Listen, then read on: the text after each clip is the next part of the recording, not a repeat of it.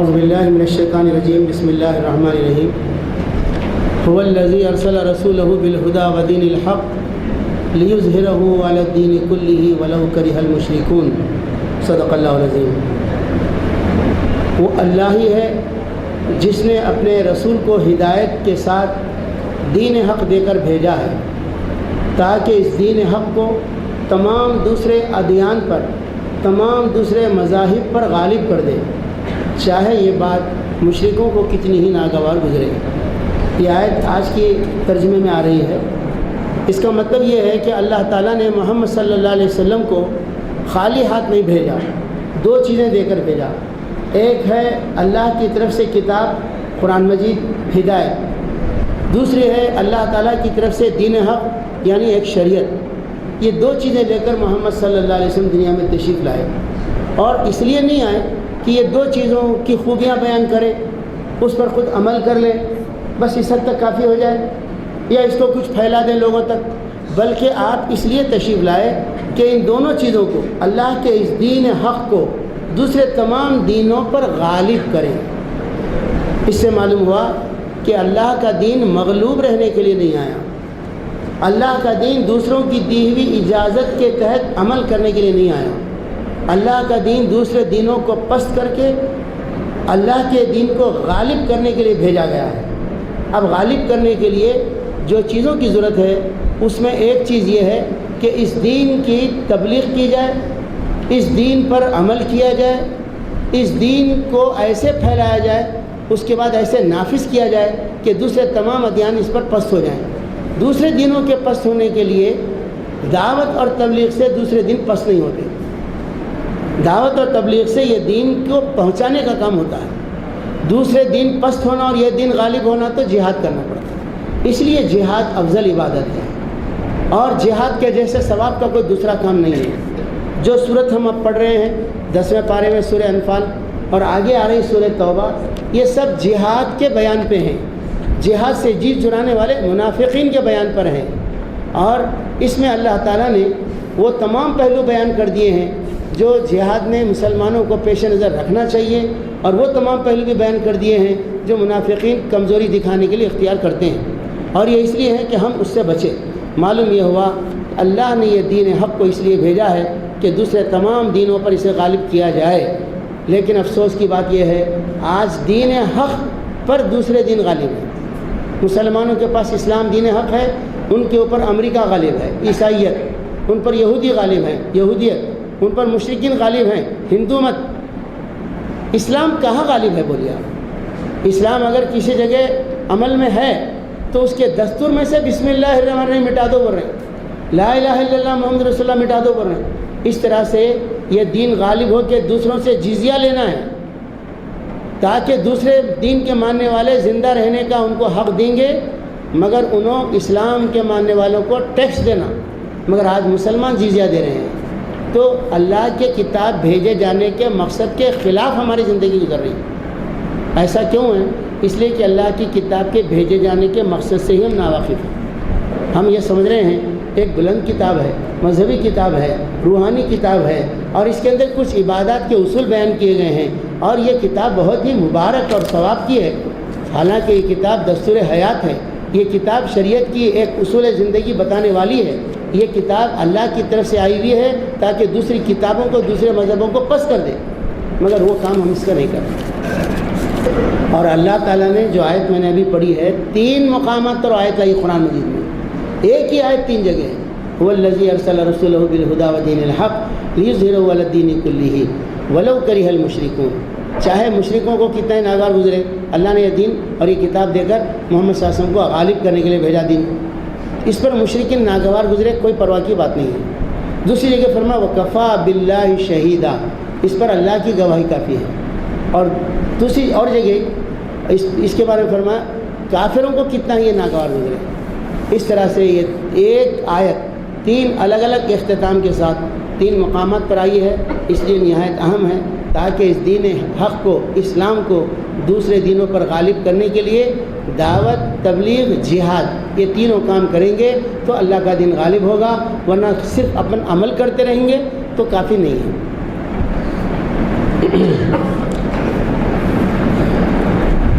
اعوذ باللہ من الشیطان الرجیم بسم اللہ الرحمن الرحیم۔ 10ویں پارے کا ترجمہ شروع ہو رہا ہے اور یہ سورہ انفال کا بقیہ حصہ ہے۔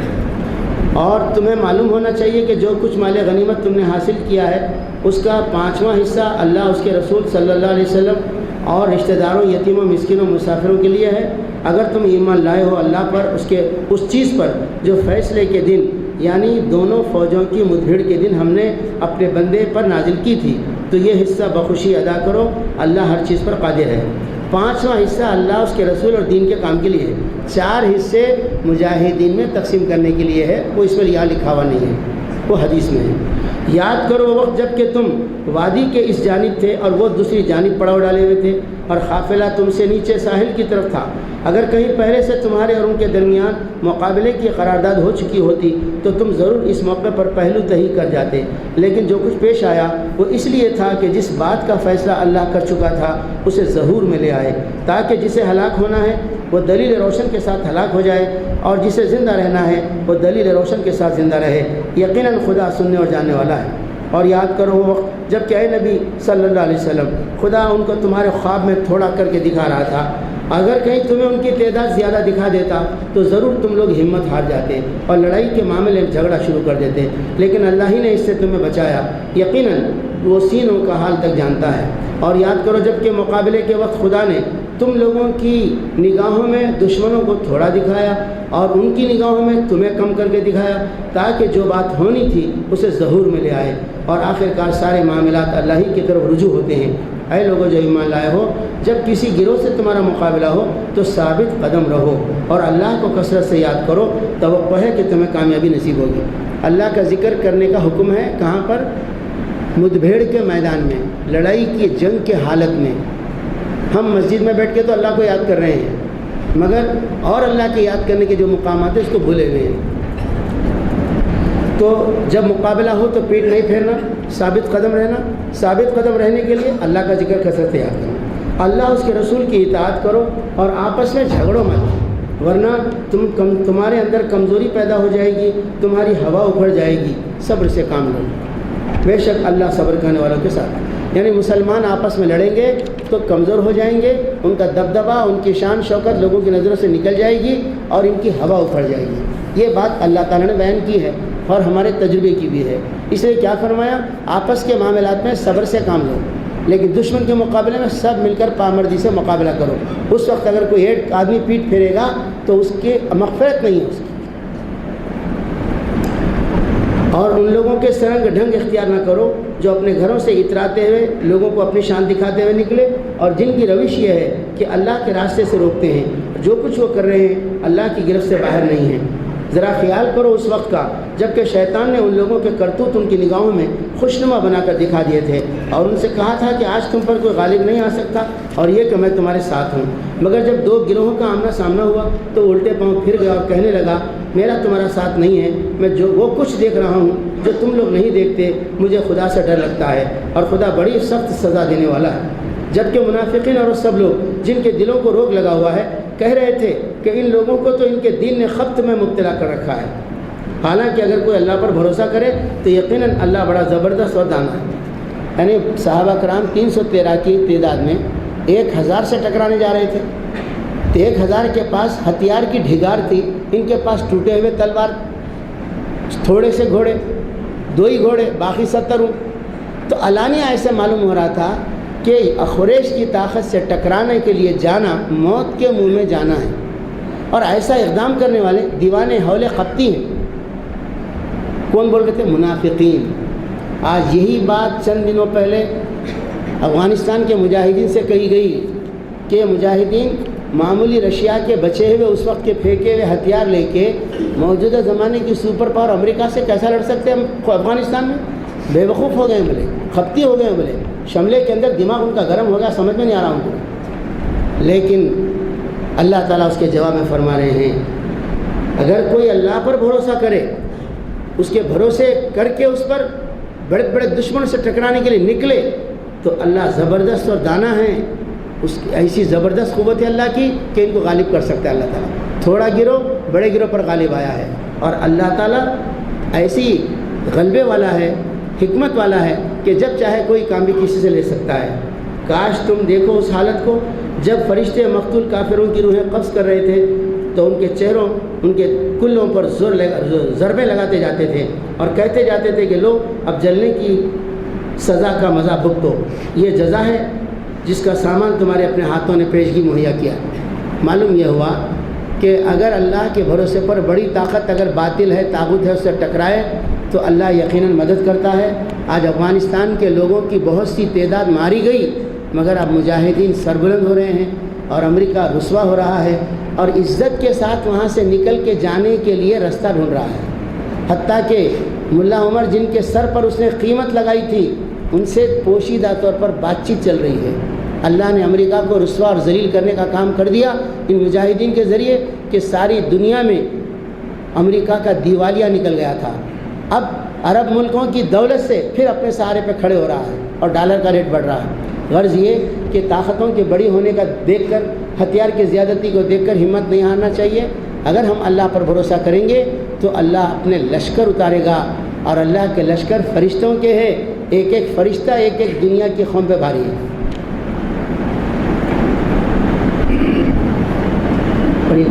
لو اب جلنے کی سزا ہوتی، یہ وہ جزا ہے جو اس کا سامان تمہارے اپنے ہاتھوں نے پیشگی مہیا کر رکھا تھا، ورنہ اللہ تو اپنے بندوں پر ظلم کرنے والا نہیں ہے۔ یہ معاملہ ان کے ساتھ اسی طرح پیش آیا جس طرح آل فرعون اور ان سے پہلے کے دوسرے لوگوں کے ساتھ پیش آتا رہا ہے کہ انہوں نے اللہ کی آیات کو ماننے سے انکار کیا اور اللہ نے ان کے گناہوں پر انہیں پکڑ لیا۔ اللہ قوت رکھتا ہے اور سخت سزا دینے والا ہے۔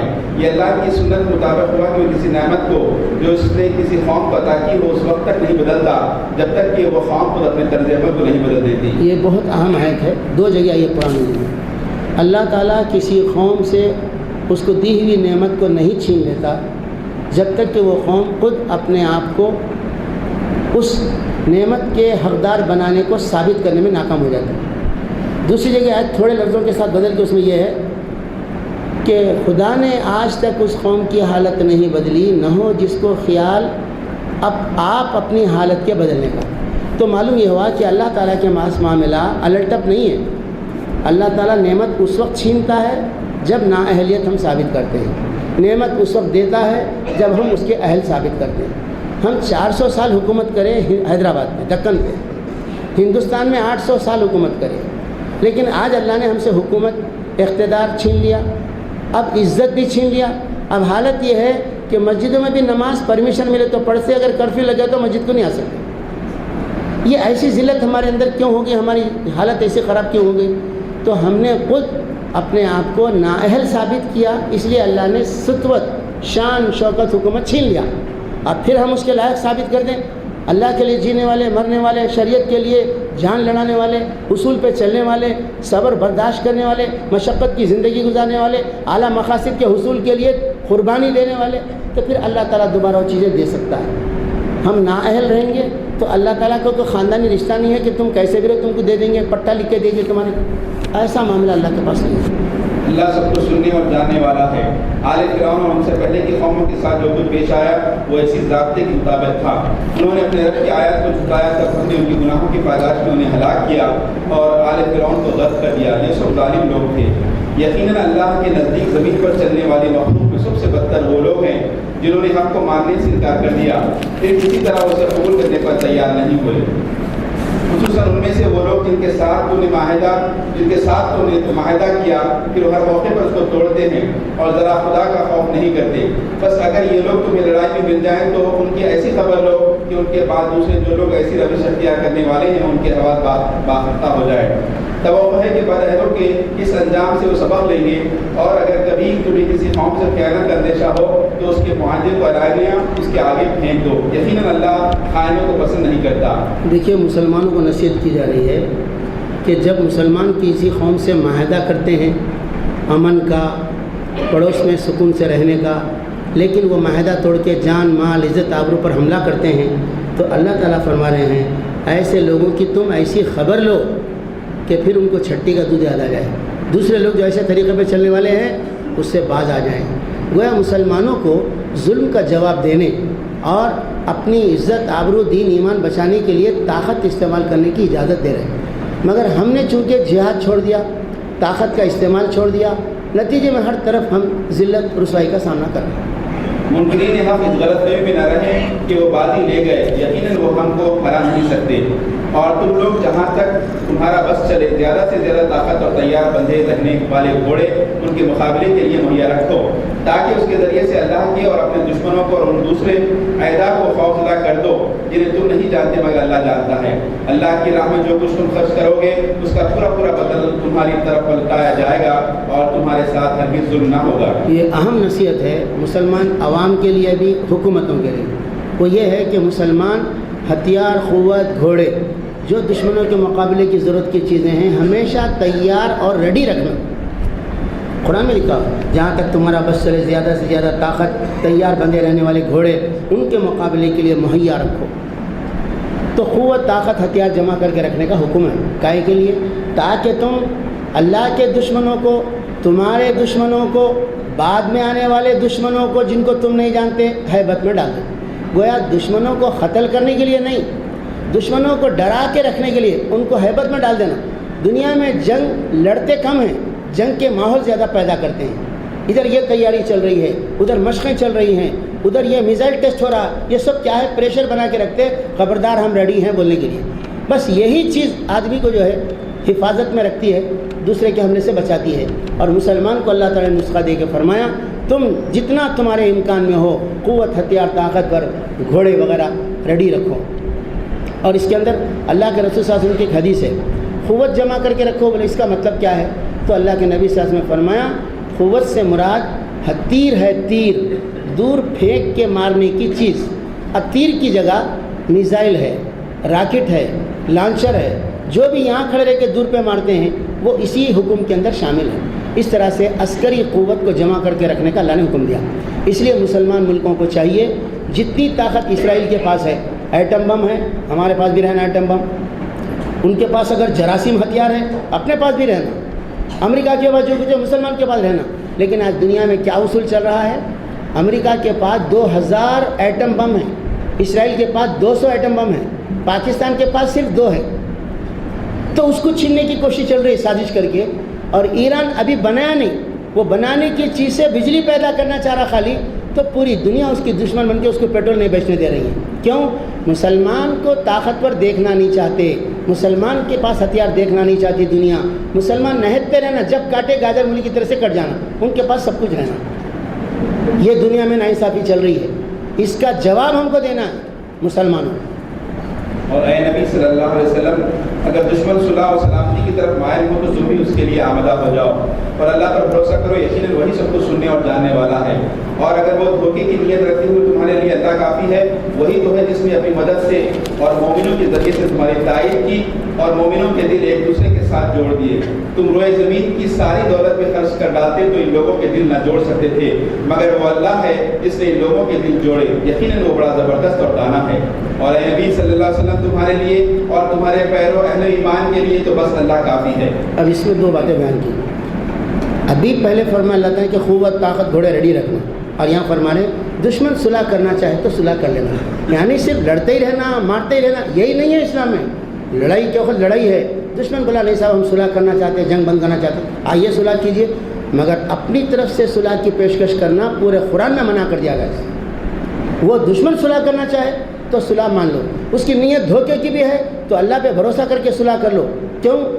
اسلام لڑائی سے زیادہ امن چاہتا ہے، امن کی خاطر لڑتا ہے، محض خون بہانے فساد کے لیے نہیں لڑتا اسلام۔ تو دشمن صلح کرنا چاہے تو آپ صلح ان کی مان لو، اگر ان کی نیت خراب ہے تو اللہ سب کچھ دیکھنے جاننے والا ہے، دھوکے کی نیت ہے اللہ تمہارے لیے کافی ہے۔ اس کے بعد یہ فرمایا جا رہا ہے کہ مسلمانوں کو جنگ کے لیے، لڑائی کے لیے، صلح کے لیے، اپنی سطوت اور شان کو برقرار رکھنے کے لیے آپس کی محبت ضروری ہے، محض جنگی قوت کافی نہیں ہے۔ اس لیے فرمایا اے نبی صلی اللہ علیہ وسلم، اللہ نے آپ کی مدد کی فرشتوں کے ذریعے، مومنوں کے ذریعے، اور مومنوں کے دل ایک آپس میں جوڑ دیے۔ اس طرح سے مسلمان متحد ہو کر صحابہ کی جماعت نے مقابلہ کیا تو دشمن پر فتح ملی۔ آپ دنیا بھر کی دولت بھی خرچ کر دیتے تو آپس میں یہ محبت نہیں پیدا ہو سکتی تھی، اللہ نے ان کے دل جوڑ دیے۔ اس طرح سے مسلمانوں کو چاہیے خود کوشش کریں کہ مسلمانوں کے دل آپس میں جڑ جائیں۔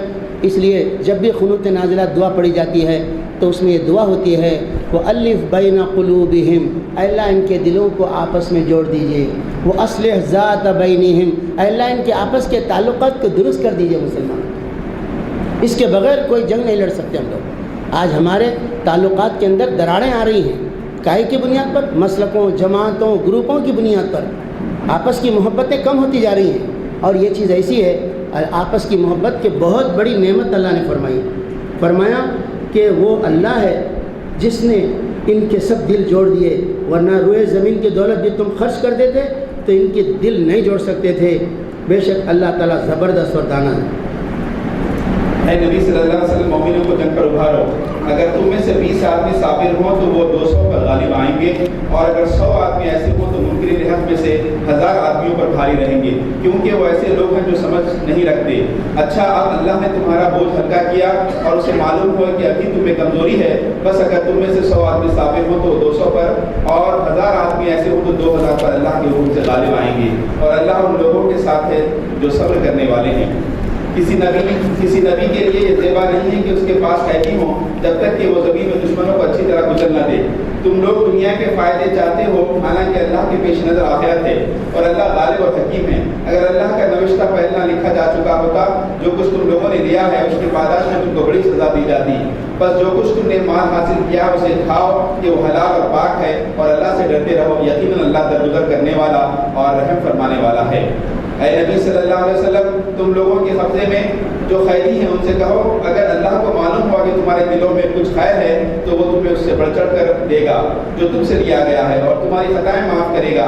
اللہ درگزر کرنے والا اور رحم فرمانے والا ہے۔ لیکن اگر وہ تیرے ساتھ خیانت کا ارادہ رکھتے ہیں تو اس سے پہلے وہ اللہ کے ساتھ خیانت کر چکے ہیں، چنانچہ اسی کی سزا اللہ نے انہیں دی کہ وہ تیرے قابو میں آ گئے۔ اللہ سب کچھ جانتا ہے اور حکیم ہے۔ جن لوگوں نے ایمان قبول کیا اور ہجرت کی اور اللہ کی راہ میں اپنی جانیں لڑائی اور اپنے مال کھپائے، اور جن لوگوں نے ہجرت کرنے والوں کو جگہ دی اور ان کی مدد کی، وہی دراصل ایک دوسرے کے ولی ہیں۔ رہے وہ لوگ جو ایمان تو لے آئے مگر ہجرت کر کے دارالاسلام میں آ نہیں گئے، تو ان سے تمہارا ولایت کا کوئی تعلق نہیں ہے جب تک کہ وہ ہجرت کر کے نہ آ جائیں۔ ہاں، اگر وہ دین کے معاملے میں تم سے مدد مانگے تو ان کی مدد کرنا تم پر فرض ہے، لیکن کسی ایسی قوم کے خلاف نہیں جس سے تمہارا معاہدہ ہو۔ جو کچھ تم کرتے ہو اللہ اسے دیکھتا ہے۔ جو لوگ منکر حق ہیں وہ ایک دوسرے کی حمایت کرتے ہیں، اگر تم یہ نہ کرو گے تو زمین میں فتنہ اور بڑا فساد برپا ہوگا۔ یہ آیت کا آخری حصہ نہایت ہی توجہ کے لائق ہے۔ پہلے تو اللہ تعالیٰ نے فرمایا کہ مسلمان جو ایمان لائے، ہجرت کرے، جہاد کرے، وہ سب مسلمان آپس میں ایک دوسرے کے ولی ہیں، یعنی دوست ہیں، مددگار ہیں، رفیق ہیں، ساتھی ہیں۔ لیکن جو لوگ ایمان تو لائے، ہجرت کر کے آ کے مسلمانوں کے ساتھ نہیں مل گئے تو مسلمانوں کا ولایت کا ان سے کوئی تعلق نہیں ہے، بلکہ سابق میں علماء نے کہا ہے جو ہجرت کر کے نہیں آئے تو ایسے لوگوں سے، مسلمان ہیں انہیں دوسرے کافروں کے ملک میں رہتا ہے تو نکاح بھی نہیں ہو سکتا ان کا، ان سے، ان کی بچی سے ان کا نہیں ہو۔ اتنی خطرناک بات ہے۔ کیوں؟ مسلمان کو کافروں کے ملک میں رہنا جائز نہیں ہے۔ اگر ہجرت کی اجازت ہے، دروازہ کھلا ہے تو ہجرت کر کے آ جانا چاہیے۔ چونکہ اب ہجرت کے دروازے بند ہیں اس لیے کہیں بھی رہنا جائز ہے، اپنے دین پر چلنے کی کوشش کرتے ہیں۔ اب آخر میں آیت کے اندر یہ فرمایا گیا جو لوگ کافر ہیں وہ ایک دوسرے کی حمایت کرتے ہیں، مدد کرتے ہیں، نصرت کرتے ہیں اپنے آپس میں۔ اے مسلمانوں، اگر تم ایک دوسرے کی حمایت، مدد، نصرت نہیں کریں گے تو زمین میں بڑا فتنہ فساد پھیل جائے گا۔ اس کا مطلب یہ ہے آج دنیا میں اہل کتاب، یہودی، عیسائی سب برابر ایک دوسرے کی حمایت کر رہے ہیں، اور ہندوستان میں 360 سے زیادہ بتوں کے ماننے والے ایک دوسرے کے آپس میں دشمن کے ہاتھ لگے تو پانی کا گلاس توڑ دینے والے، مٹکا پھوڑ دینے والے، ایسے لوگ بھی آج ایک دوسرے کی مدد کر کے مسلمانوں کے خلاف ایک ہو رہے ہیں، اس کے لیے پیسے خرچ کر رہے ہیں۔ اب اگر مسلمان ان کے مقابلے کے لیے آپس میں ایک دوسرے کی مدد نہیں کریں گے، مسلمان ایک دوسرے کی نصرت نہیں کریں گے تو زمین میں اتنا فساد پھیلے گا، اتنا فتنہ پھیلے گا کہ دین اسلام پہ چلنا دشوار ہو جائے گا۔ اس سے آج برما کے مسلمانوں کی مدد کرنا مسلمان ملکوں پہ لازم ہے، ان کی نصرت کرنا لازم ہے ان کے اوپر۔ اگر ان کی نصرت نہیں کریں گے تو ایسا فتنہ وہاں پر پھیلے گا، کچھ لوگوں کی تو جان گئی ہے، باقی لوگوں کا ایمان بھی چلے جائے گا۔ آج ہندوستان میں رہنے والے مسلمانوں کو سبق ہے اس میں کہ آج مسلمان مسلکوں کی بنیاد پر الگ نہ ہوں، جماعتوں کی بنیاد پر ایک دوسرے سے نفرت نہ کریں، بلکہ کلمے کی بنیاد پر ایک ہو کر قبلہ، کلمہ، اللہ، کتاب، رسول ایک ہے، لہذا دین کی حفاظت، ملت کی حفاظت، مسلمانوں کی سربلندی کے لیے کوئی بھی آپس کی کوئی مخالفت کی طاقت ہے تو اس کے مقابلے کے لیے تیار ہے۔ جو لوگ ایمان لائے اور جنہوں نے اللہ کی راہ میں گھر بار چھوڑے اور جدوجہد کی اور جنہوں نے پناہ دی اور مدد کی، وہی سچے مومن ہیں۔ ان کے لیے خطاؤں سے درگزر ہے اور بہترین رزق ہے۔ اور جو لوگ بعد میں ایمان لائے اور ہجرت کر کے آ گئے اور تمہارے ساتھ مل جل کر جدوجہد کرنے لگے، وہ بھی تم ہی میں شامل ہیں، مگر اللہ کی کتاب میں خون کے رشتے دار ایک دوسرے کے زیادہ حقدار ہیں۔ یقیناً اللہ ہر چیز کو جانتا ہے۔ اللہ تعالیٰ کے پاس کون سچے مومن ہیں اس کا سرٹیفکیٹ ہے یہاں پر۔ جو لوگ ایمان لائے، اللہ کے راستے میں ہجرت کرے، عرب کے لوگ ایمان لائے، ہجرت کر کے افغانستان میں پہنچے، پھر وہاں جہاد کیے، اور جنہوں نے ان کی مدد کی اور پناہ دی، یعنی افغانستان کے لوگ، پاکستان کے، پختونستان کے لوگ، ان کو ٹھکانے دیے، ان کو گھروں میں رکھے، یہی سچے مومن ہیں۔ مگر جب ایسے لوگوں کے پتے معلوم ہو رہے ہیں، ڈرون پلین کے ذریعے سے حملہ کر کے امریکہ ان کو قتل کر رہا ہے، شہید کر رہا ہے، جب ان کی لاشیں مل رہی ہیں تو پاکستان میں کیا بولا جا رہا ہے؟ بیرون ملک کے دہشت گرد تھے یہ لوگ۔ اللہ تعالیٰ فرما رہے سچے مومن تھے یہ لوگ جو ایمان کی خاطر اپنا ملک چھوڑ دیے، ہجرت کرے اور آ کے جہاد کیے، اور جو لوگ ان کی پناہ دیے، ان کو پناہ دے کے ٹھکانہ دیے، یہی سچے مومن ہیں۔ ان کے لیے درجے ہے، پاکیزہ رزق ہے۔ مگر دنیا بول رہی ہے بیرون ملک سے آئے ہوئے کرائے کے دہشت گرد تھے۔ اس طرح سے اسلام کے ماننے والوں کو بدنام اور رسوا کرنے کے لیے اصطلاحیں گھڑی جا رہی ہیں۔ یہاں پر سورہ ختم ہو گئی، سورہ انفال، اور سورہ توبہ شروع ہو رہی ہے۔ سورہ توبہ 9 ہجری میں نازل ہوئی، یعنی مدینے میں جانے کے بعد اسلام غالب ہو گیا، مکہ 8 ہجری میں فتح ہو گیا۔ 9 ہجری میں اس وقت کی سپر پاور طاقتوں میں سے ایک طاقت، 2 طاقتیں تھے، ایک ایران کی تھی جو آتش پرست تھے، آگ کی پوجا کرنے والے، دوسرے روم کی تھی جو عیسائی تھے، عیسائیت کے ماننے والے۔ یہ دونوں سپر پاور طاقت جیسے تھی، اسلام ایک نئی طاقت تھا جو ابھر رہا تھا۔ ایسے میں اللہ کے نبی صلی اللہ علیہ وسلم نے اللہ کی مدد سے، مسلمانوں کی ساتھ دینے سے عرب کے پورے علاقے پر اسلام غالب ہو گیا۔ کعبۃ اللہ میں سے بت توڑ کے پاک کر دیا گیا، اور حج کے لیے مشرکوں کی آنے پر راستہ بند کر دیا گیا، ننگے ہو کے طواف کرنے کا راستہ ختم کر دیا گیا۔ اس طرح سے اسلام غالب ہو گیا۔ اس کے بعد معلوم ہوا کہ روم کی طاقت مسلمانوں کو مٹانے کے لیے تیاری کر رہی ہے۔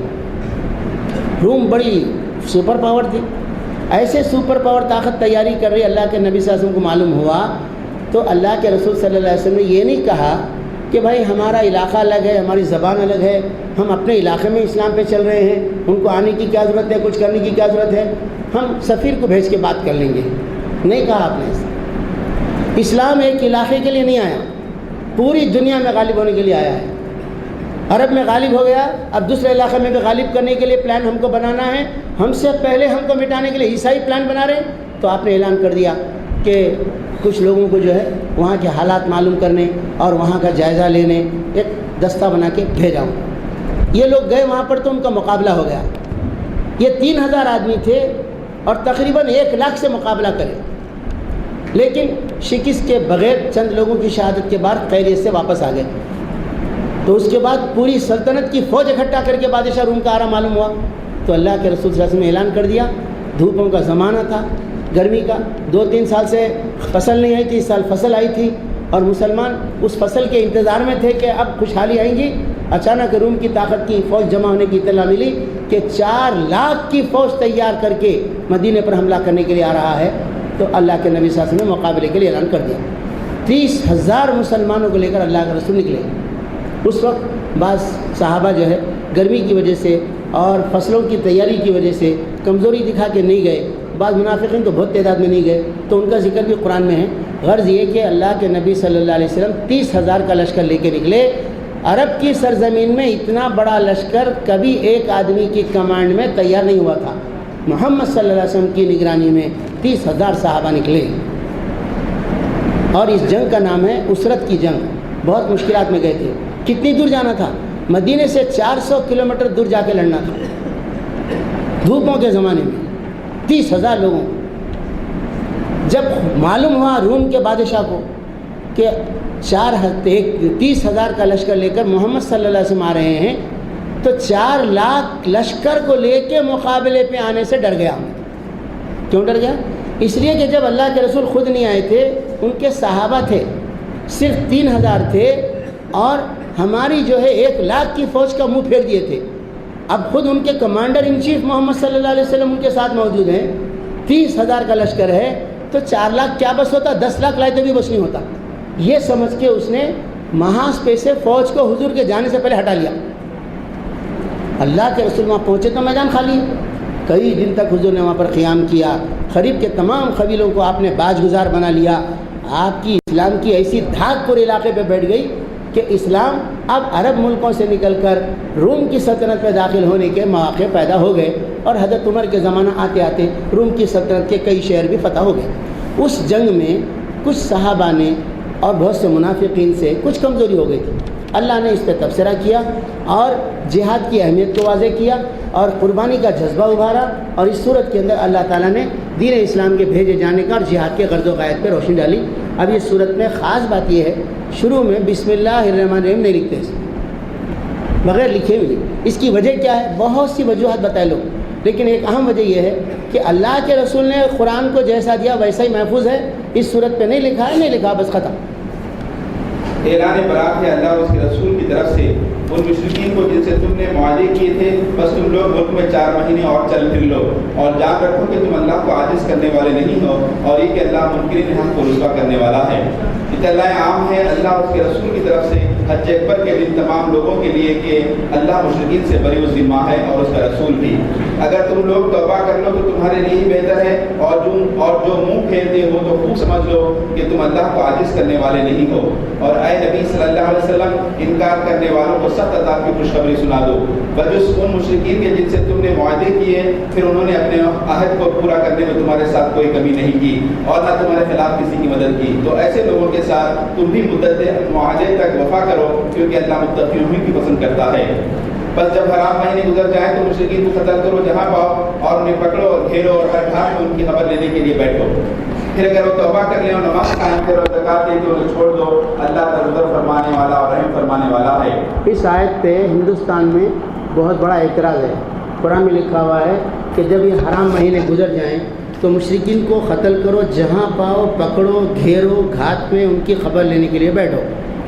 تو صاحب جو کتاب میں لکھا ہوا ہم کو پکڑنے کے لیے گلیوں میں چھپ کے ٹھہرو، جیسا موقع ہو ایسا مالو، تو ایسی کتاب رہے تو کیسا انصاف رہ سکتا، امن رہ سکتا ہے ہندوستان میں؟ فسادات ہوتے رہیں گے، ہم کو مسلمانوں کو مارنا ہی پڑے گا، کیونکہ ان کی کتاب میں لکھا انہوں مارتے ہیں، ہم نہیں مارتے انہوں مارتے۔ تو اصل میں کیا ہے، آیت میں ایسا ہی ہے کہ گلیوں میں چھپ کے رہے کہ ہر ہندو کو ملے تو مارو، ایسا نہیں ہے۔ بات پیچھے سے جو چل رہی وہ یہ ہے کہ جب مکہ فتح ہو گیا، اسلام غالب ہو گیا، تو مکے میں رہنے والے مشرکین کو الٹیمیٹم دیا گیا، کیا 4 مہینے تم یہاں رہ سکتے ہیں، 4 مہینے میں 3 کام کرنا پڑے گا، یا تو اسلام قبول کر لو، یا نہیں تو دوسرے ملک کو ہجرت کر کے نکل کے چلے جاؤ، نہیں تو پھر لڑنے کے لیے تیاری کر لو، ہم جنگ کریں گے۔ دنیا میں دوسرے ملکوں میں کوئی کسی ملک کا غلبہ ہوتا تو وہاں 4 مہینے تو کیا 4 ہفتے 4 دن کی مہلت نہیں دیتے، جاتے قتل عام شروع کر دیتے، مگر اسلام نے ایسا قتل عام نہیں کیا۔ 4 مہینے کی مہلت دینے کے بعد کہا کہ یہ مہلت گزر گئی، پھر تم کہیں دکھے تو مسلمانوں کو اجازت ہے ان کو جا ملے مارنے کی، پکڑنے کی، گھات میں رہنے کی۔ اتنی انصاف کی بات ہے یہ۔ دنیا میں دوسرے ملکوں میں کہیں جنگ ہوتی ہے، دوسرے مذہب والے جو ملک فتح کر لیتے تو 8 دن، ہفتہ، 2 مہینے، 15 دن تک تو قتل عام ہوتے رہتا، کسی کو نکل کے بھاگنے کی اجازت نہیں، کسی کو کوئی توبہ کرنے کی اجازت نہیں رہتی، قتل کے سوا کچھ کام نہیں کرتے۔ مگر اسلام نے فتح ہونے، غلبہ ہونے کے باوجود بھی عوام کا قتل نہیں کیا، 4 مہینے تک سوچنے کی مہلت دی۔ اس انصاف کے گزرنے کے بعد اگر معاہدہ پورا ہو گیا، ختم ہو گیا، نہیں جا رہے بھی نہیں، اسلام قبول بھی نہیں کر رہے، تو پھر ان کو مارنے کی اجازت دی اللہ۔ یہ باتیں اس آیت میں بیان کی گئی، اور بیچ میں ایک بات آئی، جملہ آیا ہے کہ جو تم سے معاہدے کی مدت تک وفا کریں تم بھی ان کے ساتھ مدت معاہدہ تک وفا کرو، جو تمہارے ساتھ اچھے رہتے تم ان کے ساتھ اچھے رہو، اللہ متقیوں کو پسند کرتا ہے۔ صاحب تقویٰ کا ذکر جنگ کے میدان میں آ گیا ہے، گویا لڑائی میں بھی عدل و انصاف پہ چلنا، معاہدے کی پوری پابندی کرنا، یہ بھی تقویٰ ہے۔ ہمارے پاس تقویٰ کا مطلب کیا ہے؟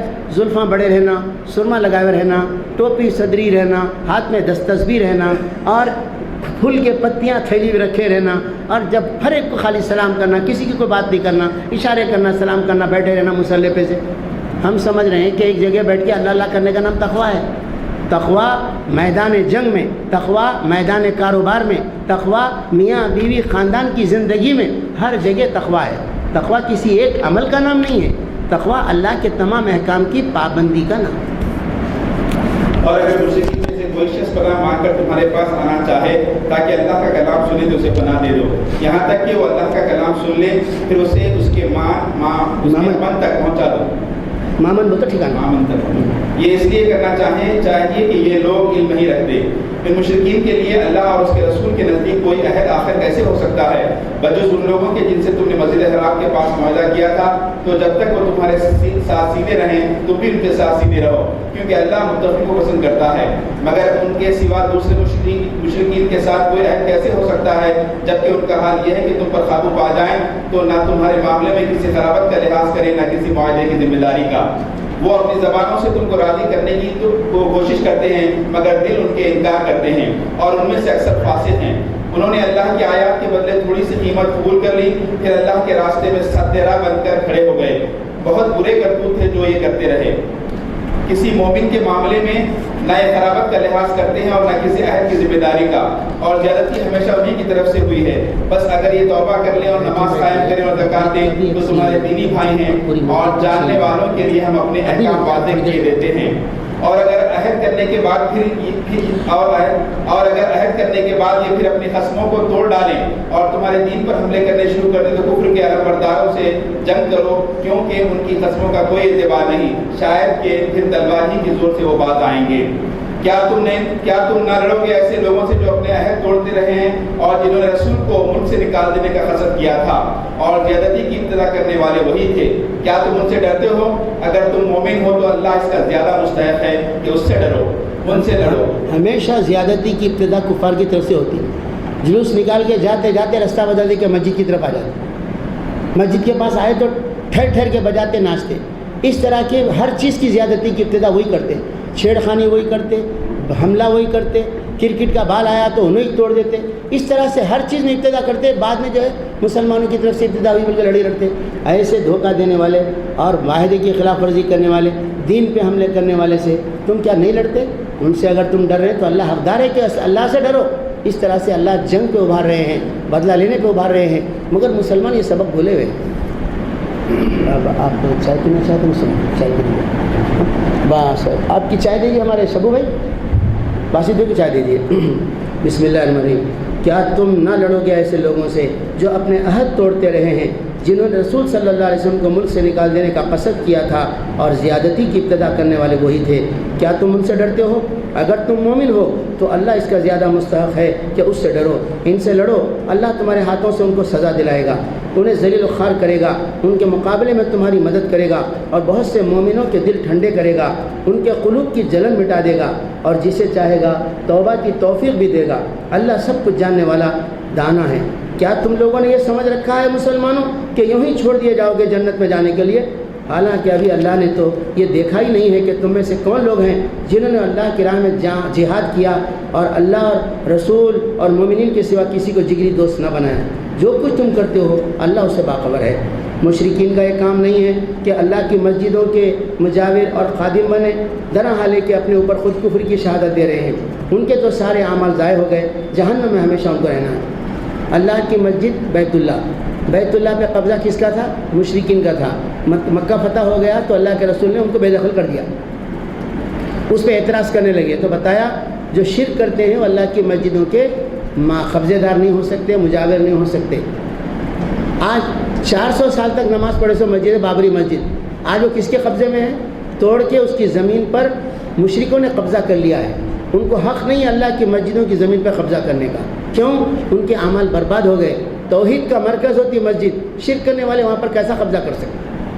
اللہ کی مسجدوں کی آباد کرنے والے، اس کے مجاور قادم ذمہ دار تو وہی لوگ ہو سکتے ہیں جو اللہ کو مانتے ہیں، آخرت کو مانتے ہیں، نماز قائم کرتے ہیں، زکوٰۃ دیتے ہیں اور اللہ کے سوا کسی سے نہیں ڈرتے. انہی سے یہ توقع ہے کہ سیدھی راہ چلیں گے۔ کیا تم لوگوں نے حاجیوں کے پانی پلانے کو، مسجد حرام کی مجاوری کرنے کو اس شخص کے کام کے برابر ٹھہرا لیا ہے جو ایمان لایا اللہ پر اور روز آخرت پر، اور جس نے جاں فشانی کی اللہ کی راہ میں، جس نے جہاد کیا اللہ کی راہ میں؟ اللہ کے نزدیک تو دونوں برابر نہیں ہیں۔ اللہ ظالموں کی رہنمائی نہیں کرتا۔ اللہ کے پاس تو ان لوگوں کا درجہ بڑا ہے جو ایمان لائے، جنہوں نے اللہ کے راستے میں ہجرت کی اور جو جان اور مال سے جہاد کیا، ان کا درجہ بڑا ہے، وہی کامیاب ہے۔ کن کا درجہ بڑا ہے؟ مجاہدین کا بڑا ہوا ہے، اور ان کا رب انہیں اپنی رحمت، خوشنودی اور ایسی جنت کی بشارت دیتا ہے جن کے لیے جہاں ان کے لیے پائیدار عیش کے سامان ہیں، ان میں وہ ہمیشہ رہیں گے۔ یقیناً اللہ کے پاس خدمات کا صلہ دینے کو بہت کچھ ہے۔ اے لوگوں جو ایمان لائے ہو، اپنے باپوں بھائیوں کو بھی اپنا رفیق نہ بناؤ اگر وہ ایمان پر کفر کو ترجیح دیتے ہوں۔ تم میں سے جو ان کو رفیق بنائیں گے وہی ظالم ہوں گے۔ مسلمانوں میں کوئی گھر کے خاندان کا ایک فرد ہے، کمیونسٹ بن گیا، کوئی گھر کا فرد ہے BJP کا ممبر بن گیا، تو اللہ تعالیٰ فرما رہے ہیں کہ جو کفر پر ایمان پر کفر کو ترجیح دیتا ہے، مسلمانوں پر کافروں کو ترجیح دیتا ہے، ایسوں کو اپنا دوست مت بناؤ، چاہے وہ کوئی رشتہ دار کیوں نہ ہو۔ تم میں سے جو ان کو رفیق بنائیں گے وہ ظالم ہیں۔ اے نبی صلی اللہ علیہ وسلم کہہ دو کہ اگر تمہارے باپ، تمہارے بھائی، تمہارے بیٹے، تمہاری بیویاں، تمہارے عزیز و اقارب اور تمہارے وہ مال جو تم نے کمائے ہیں، تمہارے وہ کاروبار جن کے ماند پڑ جانے کا تم کو خوف ہے، تمہارے وہ گھر جو تم کو پسند ہیں، اگر تم کو اللہ، اس کے رسول، اس کی راہ کے جہاد سے زیادہ عزیز ہیں تو پھر انتظار کرو یہاں تک کہ اللہ اپنا فیصلہ تمہارے سامنے لے آئے۔ اللہ فاسق، نافرمان لوگوں کی رہنمائی نہیں کیا کرتا۔ یعنی دنیا کی جتنی چیزیں ہیں، گھر بار، کاروبار، بال بچے، خاندان، کھیتیاں، یہ سب اللہ سے بڑھ کر محبوب نہیں ہونا چاہیے، اللہ کے رسول سے بڑھ کر پیارے نہیں ہونا چاہیے، اور جہاد سے بڑھ کر عزیز نہیں ہونا چاہیے۔ جہاد کرنے میں رکاوٹ کیا چیز بنتی ہے؟ بال بچے۔ جہاد پہ جانے سے کیا چیز روکتی ہے؟ کاروبار، دکان۔ تو اللہ فرما رہے ہیں کہ جہاد سے بڑھ کر کسی چیز کو پسند نہیں کرنا تم لوگ۔ اگر تم کو یہ پسند ہے تو تم فاسق ہیں، اور تم فاسق ہیں تو اللہ رہنمائی سے تم کو محروم کر دے گا۔ اللہ اس سے بہت سے پہلے موقعوں پر تمہاری مدد کر چکا ہے۔ ابھی غزوہ حنین کے موقع پر اس کی دستگیری کی شان تم دیکھ چکے ہو۔ اس روز تمہیں اپنی کثرت تعداد کا غرہ تھا مگر تمہارے کچھ کام نہ آئی۔ زمین اپنی وسعت کے باوجود تم پر تنگ ہو گئی اور تم پیٹ پھیر کر بھاگ نکلے۔ اللہ تعالیٰ نے قرآن میں اصول بیان کیا، چھوٹا گروہ بڑے گروہ پر غالب آتا ہے، اللہ صبر کرنے والوں کے ساتھ۔ مگر ایک زمانہ ایسا آیا تھا فتح مکہ کے بعد 8 ہجری میں کہ مسلمان بڑی تعداد میں تھے 12,000، مشرکین چھوٹی تعداد میں تھے 3,000، مگر اس وقت مسلمان ہار گئے، کافر لوگ جو ہے جیت گئے۔ یہ یاد دلا کہ اللہ تعالیٰ فرما رہے ہیں ایسا کیوں ہوا؟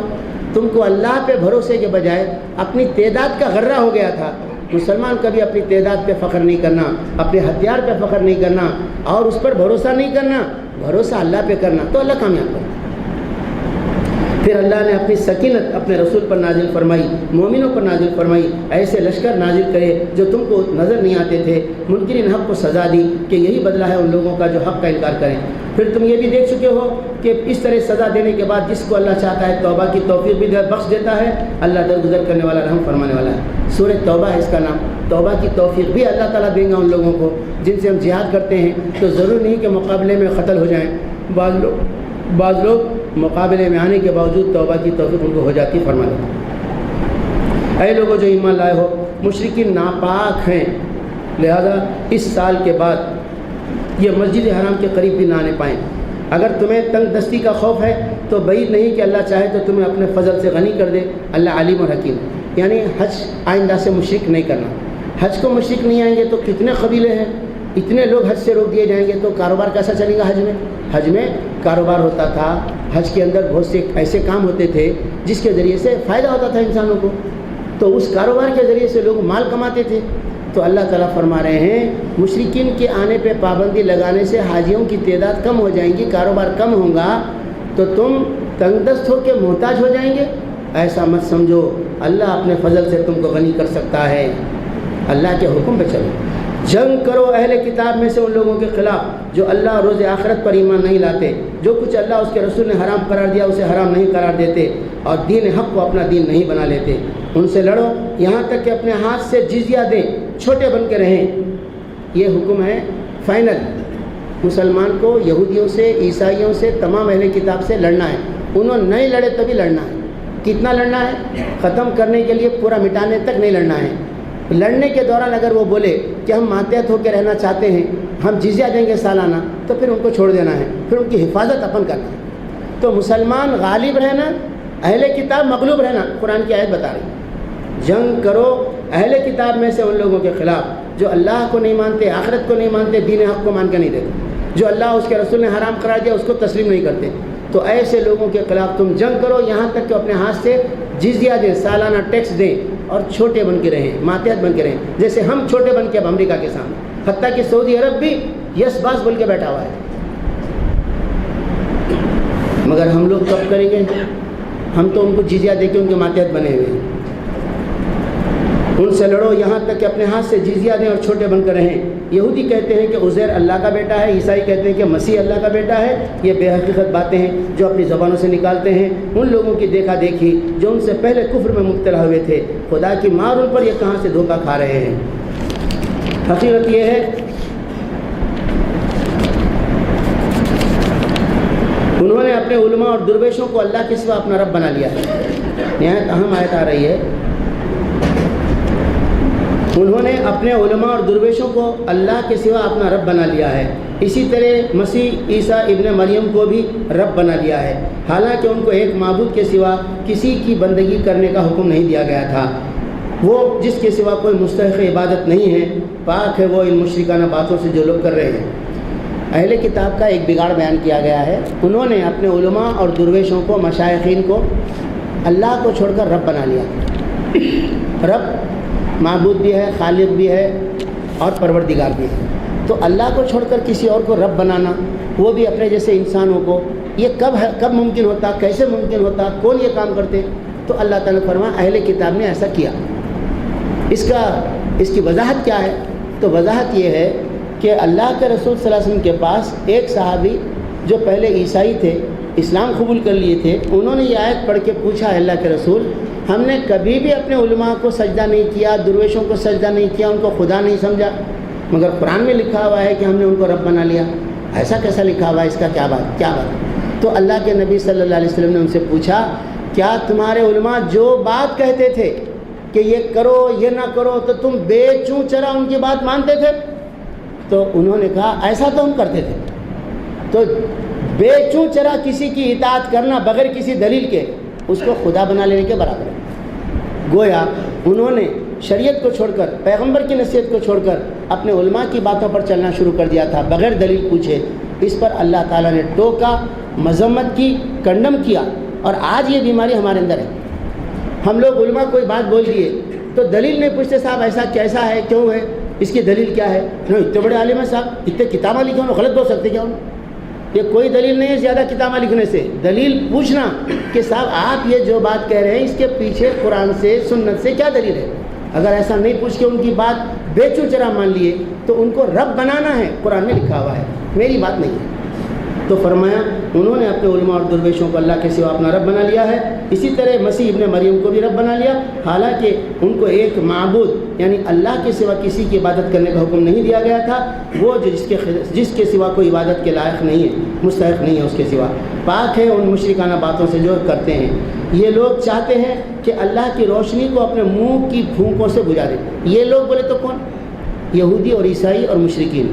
اللہ کے نور کو بجھانا چاہتے ہیں کا مطلب کیا ہے؟ اللہ تعالیٰ کی کوئی مشال جل رہی ہے تو بھی کیا دیا جل رہا، کوئی چراغ جل رہا، کوئی موم بتی ہے کیا اسلام کی جو جل رہی ہے انہوں پھونک کے مٹانا چاہتے ہیں؟ اس کا مطلب یہ ہے اسلام کو مٹانا چاہتے ہیں۔ اسلام ایک روشنی ہے، اس روشنی کو مٹانے کا مطلب اسلام کو بدنام کر رہے ہیں اور اس کو دبا کے مٹانا بھی چاہتے ہیں۔ کیسے؟ اپنی طاقت سے۔ منہ کے پھونکوں کا مطلب منہ کی پھونک نہیں ہے، ان کی طاقت، ہتھیار، تعداد، صلاحیت، پروپیگنڈا، میڈیا اور عسکری طاقت، میزائل، یہ جتنی چیزیں اس کے ذریعے سے اسلام کو مٹانا چاہتے ہیں۔ مگر اللہ تعالیٰ کیا فرما رہے ہیں؟ یہ لوگ چاہتے ہیں کہ اللہ کی روشنی کو اپنی بھوکوں سے بجھا دے، مگر اللہ اپنی روشنی کو مکمل کیے بغیر ماننے والا نہیں ہے، چاہے کافروں کو کتنا ہی ناگوار ہو۔ اور اللہ نے یہ مکمل کر دیا۔ روم کی طاقت کی مرضی کے خلاف، ایران کی طاقت کی مرضی کے خلاف، قریش کی طاقت کی مرضی کے خلاف اللہ نے دین اسلام کو صحابہ کے زمانے میں غالب کر دیا، مگر آج پھر دین اسلام مغلوب ہے۔ پھر مگر اللہ کا وعدہ ہے، اگر مسلمان پھر وہ طریقے پہ چلیں گے، جہاد، قربانی، ہجرت اور اسی طرح سے اللہ کے دین کے لیے سب کچھ لٹانے کے لیے تیار ہو جائیں گے، تو پھر اللہ تعالیٰ ان کو غالب کرے گا۔ تو اللہ کے نور کی حفاظت کرنا ہے، اللہ کے نور سے مراد اس کی شریعت، اس کا دین، اس کے لیے جان کی بازی لگانا ہے۔ وہ جان کی بازی لگانے کے لیے ہم تیار ہوں گے، اللہ مدد کرے گا، اللہ اپنے نور کو پھر کامل کرے گا۔ اور آخرت میں قیامت کے قریب تو آخر زمانے میں اللہ کا وعدہ ہے کہ دین اسلام پھیل جائے گا، عیسائیت مٹ جائے گی، یہودیت ختم ہو جائے گی، خنزیر ہلاک کر دیا جائے گا اور صلیب توڑ دی جائے گی، یہودی جتنے ہیں قتل کر دیے جائیں گے، اسلام غالب ہو جائے گا۔ اتنی دولت کے ریل پیل ہوگی کہ بانٹنے والا لے کے نکلیں گا تو کوئی دولت لینے والا نہیں رہے گا۔ ایسی برکت کا زمانہ آنے والا ہے۔ وہ زمانے سے پہلے مہدی آنے والے ہیں، اور مہدی کی حمایت کے لیے کالے جھنڈے خراسان سے، افغانستان سے لے کے ایران تک کے درمیانی علاقے سے لوگ وہ جھنڈے لے کر ان کی مدد کو جانے والے ہیں۔ مگر آج کے زمانے میں کالے جھنڈے عیسائیوں کے، اپنے شیعہ لوگوں کے ہو گئے۔ اس زمانے میں کالا جھنڈا تو اللہ کے رسول نے دیا تھا، کالا جھنڈا جہاد کے موقع پر، فتح مکہ کے موقع پر آپ کا جھنڈا کالا تھا۔ اس طرح سے کالے جھنڈے کی فوجیں جانے والی ہیں۔ اسلام غالب ہونے کے لیے زمانہ قریب ہے، مگر ہم ان کا ساتھ دینا ہے جو یہ کام کر رہے ہیں۔ اور وہ لوگ حقیقت میں اس وقت افغانستان کے مجاہدین ہیں، جو انشاءاللہ تعالی اس مہدی کے، آنے والا مہدی کب آئیں گے اللہ بہتر جانتا، لیکن اسٹیج تیار ہو چکا ہے، کیونکہ تمام دنیا کی طاقتیں جمع ہو رہی ہیں سینٹرل ایشیا میں، اور اسلام کو مٹانے کے لیے پوری کوشش ہو رہی ہے۔ عراق کو برباد کیا جا چکا ہے، ایران کے خلاف تو پر تول رہے ہیں، سیریا میں خون ریزی ہو رہی ہے، ہر طرف ایک جمہوریت کے نام پر ایک ایسا انقلاب لانا چاہتے ہیں جو بے دین انقلاب ہو اور اسلام کو مٹانا چاہتے ہیں۔ مگر ساری دنیا میں اسلام کی لہر کے لیے نوجوانوں میں بیداری آ چکی ہے، ایک کشمکش شروع ہونے والی ہے۔ وہ منہ کی پھونکوں سے نور کو بھجانا چاہتے ہیں، اللہ اپنے نور کو مکمل کرنے والا ہے اور ماننے والا نہیں ہے ان کی بات۔ مگر اللہ اپنی روشنی کو مکمل کیے بغیر ماننے والا نہیں ہے، خواہ کافروں کو یہ کتنا ہی ناگوار ہو۔ وہ اللہ ہی ہے جس نے اپنے رسول کو ہدایت اور دین حق کے ساتھ بھیجا ہے تاکہ اسے پوری دل سے دین پر غالب کر دے، خواہ مشرکوں کو یہ کتنا ہی ناگوار ہو۔ اے لوگوں جو ایمان لائے ہو، ان اہل کتاب کے اکثر علماء اور درویشوں کا حال یہ ہے کہ وہ لوگوں کے مال باطل طریقوں سے کھاتے ہیں اور انہیں اللہ کی راہ سے روکتے ہیں۔ دردناک سزا کی خوشخبری دو ان کو جو سونے اور چاندی جمع کر کے رکھتے ہیں اور انہیں خدا کی راہ میں خرچ نہیں کرتے۔ ایک دن آئے گا کہ اسی سونے چاندی پر جہنم کی آگ دہکائی جائے گی اور پھر اسی سے ان لوگوں کی پیشانیوں اور پہلوؤں اور پیٹوں کو داغا جائے گا۔ یہ ہے وہ خزانہ جو تم نے اپنے لیے جمع کیا تھا، لو اپنی سمیٹی ہوئی دولت کا مزہ چکھو۔ اس آیت کے بارے میں حدیث میں ہے کہ یہ زکوٰۃ نہیں دینے والوں کے بارے میں وعید ہے کہ جو سونا چاندی جمع کر کے رکھتے، یعنی اس زمانے میں دولت سونے چاندی کے سکے تھے، اب کاغذ کے سکے ہیں۔ جو دولت جمع کر کے رکھتے پھر اللہ کے راستے میں خرچ نہیں کرتے، زکوٰۃ نہیں دیتے، اللہ تعالیٰ اس دولت کو قیامت کی آگ پر گرم کر کے اس سے چر کے دیں گے۔ اب اگر کوئی یہ بولے کہ صاحب آج تو نوٹاں ہیں، گرم کریں گے تو جل جائیں گے، تو مراد چاہے کوئی چیز ہو، دولت جو جمع کر کے رکھے گا قیامت کے دن بڑی رسوائی کا عذاب اس کو چکھنا پڑے گا۔ اس لیے زکوٰۃ فوراً نکالنا چاہیے، اس سے مال کی حفاظت بھی ہوتی ہے، مال پاک بھی ہوتا ہے، دل سے دنیا کی محبت کم ہوتی ہے، اور آخرت میں اس کے ذریعے سے انشاءاللہ اچھا ثواب بھی ملنے والا ہے۔ حقیقت یہ ہے کہ مہینوں کی تعداد جب سے اللہ نے آسمان اور زمین کو پیدا کیا ہے، اللہ کے نوشتے میں 12 ہی ہے، اور ان میں سے 4 مہینے حرام ہیں۔ یہی ٹھیک ضابطہ ہے، لہذا ان 4 مہینوں میں اپنے اوپر ظلم نہ کرو اور مشرکوں سے سب مل کر لڑو جس طرح وہ سب مل کر تم سے لڑتے ہیں، اور جان رکھو کہ اللہ متقیوں ہی کے ساتھ ہے۔ دیکھیے سب، اللہ تعالیٰ سال کے 12 مہینے 4 مہینے لڑے ہی لڑنا بلکہ ایک ضابطہ حساب بتائے، کیوں؟ وہ 4 مہینے حرام تھے تو اس کو حلال کر لے رہے تھے مشرکین، تو اس کے بعد فرمایا ذالک الدین القیم، یہی درست دین ہے۔ مہینوں کی گنتی کے ضابطے کو دین کہا اللہ تعالیٰ نے۔ اس سے معلوم ہوا ضابطے کا نام بھی دین ہے، حساب کتاب کے دن کا نام بھی دین ہے، مذہب کا نام بھی دین ہے، اصول کا نام بھی دین ہے۔ نصیحت و کفر میں ایک مزید کافرانہ حرکت ہے جس سے یہ کافر لوگ گمراہی میں مبتلا کیے جاتے ہیں۔ کسی سال ایک مہینے کو حلال کر لیتے ہیں اور کسی سال اس کو حرام کر دیتے ہیں تاکہ اللہ کے حرام کیے ہوئے مہینوں کی تعداد پوری بھی کر دیں اور اللہ کا حرام کیا ہوا حلال بھی کر لیں۔ ان کے برے اعمال ان کے لیے خوشنما بنا دیے گئے ہیں اور اللہ منکرین حق کو ہدایت نہیں دیا کرتا۔ اے لوگوں جو ایمان لائے ہو، تمہیں کیا ہو گیا کہ جب تم سے اللہ کی راہ میں نکلنے کے لیے کہا گیا تو تم زمین سے چمٹ کر رہ گئے؟ کیا تم نے آخرت کے مقابلے میں دنیا کی زندگی کو پسند کر لیا؟ ایسا ہے کہ تمہیں معلوم ہو کہ دنیاوی زندگی کا یہ سب سر و سامان آخرت میں بہت تھوڑا نکلے گا۔ تم نہ اٹھو گے تو خدا تمہیں دردناک سزا دے گا اور تمہاری جگہ کسی اور گروہ کو اٹھائے گا اور تم خدا کا کچھ بھی نہ بگاڑ سکو گے۔ وہ ہر چیز پر قدرت رکھتا ہے۔ تم نے اگر نبی کی مدد نہ کی تو کچھ پرواہ نہیں، اللہ اس کی مدد اس وقت کر چکا ہے جب کافروں نے اسے نکال دیا تھا، جب وہ صرف 2 میں کا دوسرا تھا، جب وہ دونوں غار میں تھے، جب وہ اپنے ساتھی سے کہہ رہا تھا کہ غم نہ کر، اللہ ہمارے ساتھ ہے، اس وقت اللہ نے اس پر اپنی طرف سے سکون خلق نازل کیا اور اس کی مدد ایسے لشکروں سے کی جو تم کو نظر نہ آتے تھے، اور کافروں کا بول نیچا کر دیا۔ اور اللہ کا بول تو اونچا ہی ہے، اللہ زبردست اور دانا بینا ہے۔ نکلو خواہ ہلکے ہو یا بوجھل، اور جہاد کرو اللہ کی راہ میں اپنے مالوں اور اپنی جانوں کے ساتھ، یہ تمہارے لیے بہتر ہے اگر تم جانو۔ اے نبی صلی اللہ علیہ وسلم، اگر فائدہ سہل الحصول ہوتا اور سفر ہلکا ہوتا تو ضرور تمہارے پیچھے چلنے پر آمادہ ہو جاتے، مگر ان پر تو یہ راستہ بہت کٹھن ہو گیا۔ اب وہ خدا کی قسم کھا کھا کر کہیں گے کہ اگر ہم چل سکتے تو یقیناً تمہارے ساتھ چلتے۔ وہ اپنے آپ کو ہلاکت میں ڈال رہے ہیں، اللہ خوب جانتا ہے کہ وہ جھوٹے ہیں۔ اے نبی صلی اللہ علیہ وسلم، اللہ تمہیں معاف کرے، تم نے کیوں انہیں رخصت دے دی؟ تمہیں چاہیے تھا کہ خود رخصت نہ دیتے، تاکہ تم پر کھل جاتا کہ کون لوگ سچے ہیں، اور جھوٹوں کو بھی تم جان لیتے۔ جو لوگ اللہ اور روز آخر پر ایمان رکھتے ہیں وہ تو کبھی تم سے درخواست نہ کریں گے کہ انہیں اپنی جان و مال کے ساتھ جہاد کرنے سے معاف رکھا جائے، اللہ متقی کو خوب جانتا ہے۔ ایسی درخواستیں صرف وہی لوگ کرتے ہیں جو اللہ اور روز آخر پر ایمان نہیں رکھتے، جن کے دلوں میں شک ہے اور وہ اپنے شک ہی میں متردد ہو رہے ہیں۔ اگر واقعی ان کا ارادہ نکلنے کا ہوتا تو اس کے لیے کچھ تیاری کرتے، لیکن اللہ کو ان کا اٹھنا پسند ہی نہ تھا، اس لیے اس نے انہیں سست کر دیا اور کہہ دیا کہ بیٹھے رہو بیٹھنے والوں کے ساتھ۔ اگر وہ تمہارے ساتھ نکلتے تو تمہارے اندر خرابی کے سوا کسی چیز کا اضافہ نہ کرتے، وہ تمہارے درمیان فتنہ پروازی کے لیے دوڑ دھوپ کرتے، اور تمہارے گروہ کا حال یہ ہے کہ ابھی ان میں بہت سے ایسے لوگ موجود ہیں جو ان کی باتیں کان لگا کر سنتے ہیں۔ اللہ ان ظالموں کو خوب جانتا ہے، اس سے پہلے بھی ان لوگوں نے فتنہ انگیزی کی کوشش کی ہے اور تمہیں ناکام کرنے کے لیے ہر طرح کی تدبیروں کا لٹ پھیر کر چکے ہیں، یہاں تک کہ ان کی مرضی کے خلاف آ گیا اور اللہ کا کام ہو کر رہا۔ ان میں سے کوئی ہے جو کہتا ہے کہ مجھے رخصت دے دیجیے اور مجھ کو فتنے میں نہ ڈالیے۔ سن رکھو، فتنے ہی میں تو یہ لوگ پڑے ہوئے ہیں اور جہنم نے ان کافروں کو گھیر رکھا ہے۔ تمہارا بھلا ہوتا ہے تو انہیں رنج ہوتا ہے، اور تم پر کوئی مصیبت آتی ہے تو یہ منہ پھیر کر خوش خوش پلٹتے ہیں اور کہتے جاتے ہیں کہ اچھا ہوا ہم نے پہلے ہی اپنا معاملہ ٹھیک کر لیا تھا۔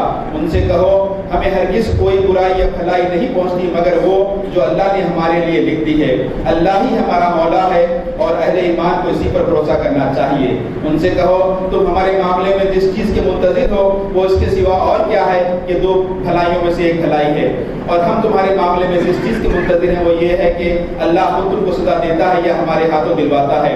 اچھا تو اب تم بھی انتظار کرو اور ہم بھی تمہارے ساتھ منتظر ہیں۔ ان سے کہو تم اپنے مال خواہ راضی خوشی خرچ کرو یا بکراہیت، بہرحال قبول نہ کیے جائیں گے، کیونکہ تم فاسق لوگ ہو۔ ان کے دیے ہوئے مال قبول نہ ہونے کی کوئی وجہ اس کے سوا نہیں ہے کہ انہوں نے اللہ اور اس کے رسول سے کفر کیا ہے۔ نماز کے لیے آتے ہیں تو کسمساتے ہوئے آتے ہیں، اور راہ خدا میں خرچ کرتے ہیں تو بادل ناخواستہ خرچ کرتے ہیں۔ ان کے مال و دولت اور ان کی کثرت اولاد کو دیکھ کر دھوکہ نہ کھاؤ، اللہ تو یہ چاہتا ہے کہ انہی چیزوں کے ذریعے سے ان کو دنیا کی زندگی میں مبتلا عذاب کرے، اور یہ جان بھی دیں تو انکار حق کی حالت میں دیں گے۔ یہ منافقین کا بیان ہی ہے۔ اللہ کے راستے میں جہاد کے لیے نکلنے میں وہ پیچھے رہتے تھے، حتیٰ کہ نماز کو آنے میں کسمساتے تھے، راہ خدا میں خرچ کرنے کے لیے زبردستی کی چٹھی سمجھتے تھے۔ اس طرح سے ان کے بارے میں فرما رہے ہیں، ان کی تعداد بچوں کی دیکھ کے، ان کے مال اسباب دیکھ کے تم دھوکہ مت کھاؤ، اللہ تعالیٰ یہ مال اسباب آل اولاد کے ذریعے دنیا میں ان کو جو ہے عذاب میں مبتلا کرنے والا ہے۔ اور ایک بات اس میں یہ کہی گئی ہے کہ منافقین ایسے ہیں جو مسلمانوں کے بارے میں منتظر ہیں کہ ان کے ساتھ کیا معاملہ اللہ تعالیٰ کرتے ہیں، تو فرمایا ہمارے ساتھ جس چیز کے تم منتظر ہیں 2 بھلائیوں میں سے ایک ہے، یا تو ہم شہید ہوں گے یا تو ہم غازی ہو کے آئیں گے۔ نقصان تو ہر حال میں ہے ہی نہیں ہمارا، ہم بچ کے آئے تو غازی، مر گئے تو شہید، 2 بھی بھلائیاں ہمارے لیے۔ مگر تمہارے لیے ہم کس چیز کے منتظر ہیں؟ ہم تو اب تمہارے لیے اللہ کے عذاب کے منتظر ہیں کہ ہمارے ہاتھ سے دلاتے کہ اللہ تعالیٰ خود بھیجتے۔ تو اللہ تعالیٰ پرانے پیغمبروں کی قوموں کو اپنے براہ راست عذاب سے مٹا کے برباد کیا، مگر محمد صلی اللہ علیہ وسلم کے زمانے میں دشمنوں کو آسمان سے عذاب کے بجائے صحابہ کے ہاتھوں سے ان کو قتل کر کے برباد کرایا۔ جیسے بھی ابھی بھی اگر ہم میں سے جیسا کہ نماز کے لیے کسمساتے ہوئے اگر ہم میں کسی چیز کی ایسی کیفیت پائی جاتی ہے تو اس کا کیا مطلب ہے؟ وہ بھی نفاق ہے، سوال ہی نہیں ہے۔ آج ہم بھی نماز کے لیے آنے میں کتراتے ہیں، برس مسل کے آخری وقت آ کے، تو ظاہر یہ بھی نفاق ہے۔ ذوق شوق سے آ رہے ہیں، اول وقت آ رہے ہیں، تکبیر اولیٰ سے پڑھ رہے تو یہ ایمان ہے۔ آخری وقت آ رہے ہیں، آنے کو بڑی دوسرے بولے تو آ رہے، ڈھکلے تو آ رہے، نہیں تو آ ہی نہیں رہے، یہ سب نفاق ہے۔ نماز وقت پہ پڑھنا مومن کی علامت ہے۔ دیر سے پڑھنا، ٹلا کے پڑھنا منافق کی علامت ہے. ہم کو چاہیے اس سے بچیں ہم لوگ. وہ خدا کی قسم کھا کر کہتے ہیں کہ ہم تمہیں میں سے ہیں، حالانکہ وہ ہرگز تم میں سے نہیں ہیں. اصل میں تو ویسے لوگ ہیں جو تم سے خوف زدہ ہیں. اگر وہ کوئی جائے پناہ پالے یا کوئی کو یا گھس بیٹھنے کی جگہ تو بھاگ کر اس میں جا چھپیں. اے نبی صلی اللہ علیہ وسلم میں سے بعض لوگ صدقات کی تقسیم میں تم پر اعتراض کرتے ہیں. اگر اس مال میں سے جو کچھ دے دیا جائے تو خوش ہو جائیں اور نہ دیا جائے تو بگڑنے لگتے ہیں. کیا اچھا ہوتا کہ اللہ اور رسول نے جو کچھ بھی انہیں دیا تھا اس پر وہ راضی رہتے اور کہتے کہ اللہ ہمارے لیے کافی ہے. وہ اپنے فضل سے ہمیں اور بہت کچھ دے گا اور اس کا رسول بھی ہم پر عنایت فرمائے گا. ہم اللہ ہی کی طرف نظر جمائے ہوئے ہیں.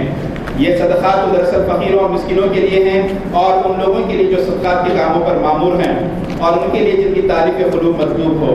نیز یہ گردنوں کے چھڑانے اور قرضداروں کی مدد کرنے میں اور راہ خدا میں اور مسافر نوازی میں استعمال کرنے کے لیے ہیں.